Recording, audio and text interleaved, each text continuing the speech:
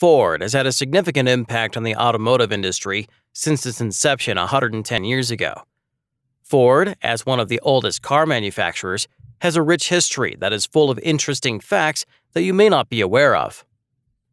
Dr. Fenning purchased the first Ford in 1903 for a grand total of $850. The Model A had a two-cylinder engine and a top speed of 30 miles per hour. Ford Motor Company is an American automobile manufacturer founded in 1903 by Henry Ford and 11 associate investors. Ford, his wife Clara, and son Edsel acquired full ownership of the business after it was reincorporated in 1919. Until the common stock was first made available for public purchase in January 1956, they, their heirs, and the Ford Foundation, founded in 1936, were the only stockholders. Along with producing passenger cars and trucks, the company also produces auto parts and accessories. So, who was Henry Ford? Henry Ford, the founder of Ford Motor Company, was born on July 30, 1863, in Springwells Township, Wayne County, Michigan, to Mary and William Ford. He was the oldest of 6 kids, 2 girls and 4 boys. His father was an immigrant to America from County Cork who settled on a farm in Wayne County. In a workshop behind his Detroit home, Henry Ford created his first prototype car in 1896. How did he start the company? Following the establishment of the Ford Motor Company, the original Model A was built at the Mack Avenue plant in July 1903.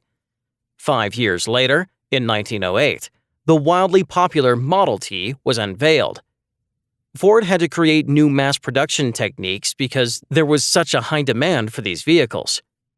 He founded the business's first overseas production facility in Manchester, England, and the first U.S. branch assembly plant in Kansas City, Missouri, in 1911.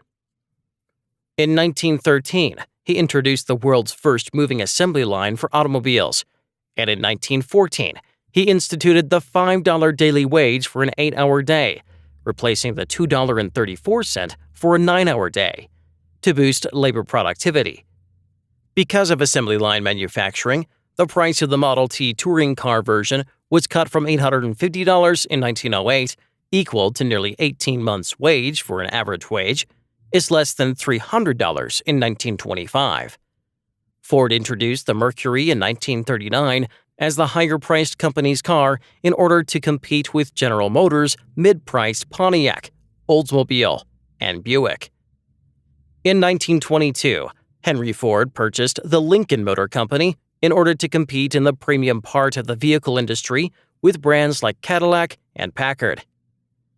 The Soviet Union's government hired Ford in 1929 to open the Gorky automobile plant in Russia, which at first produced Ford Model A and AA's, and thus played a crucial role in the industrialization of the nation. The United States Department of War chose Ford to mass-produce the consolidated B-24 Liberator bomber at its Willow Run assembly factory during World War II.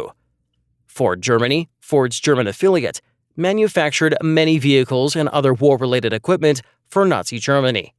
Several of Ford's businesses in Germany used forced labor at the time.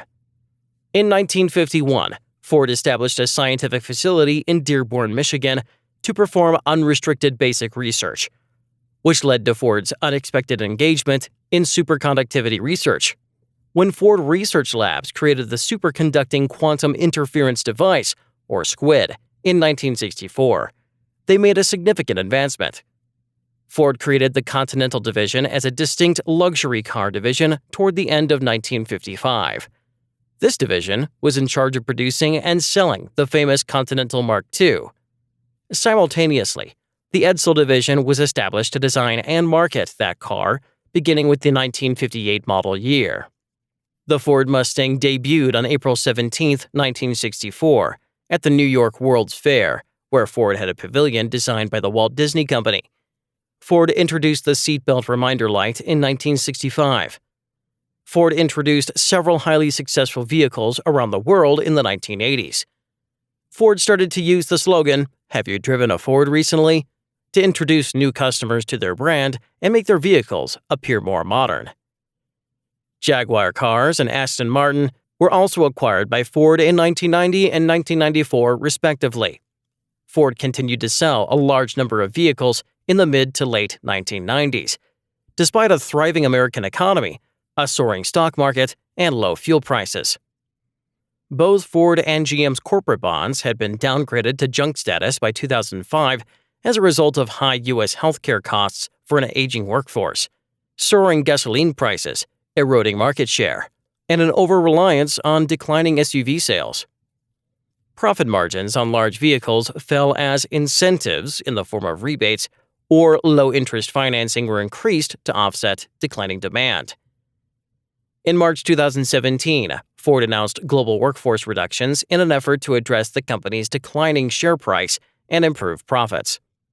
To boost earnings in 2018, the company planned to cut $3 billion in costs and nearly 10% of its salaried workforce in Asia and North America.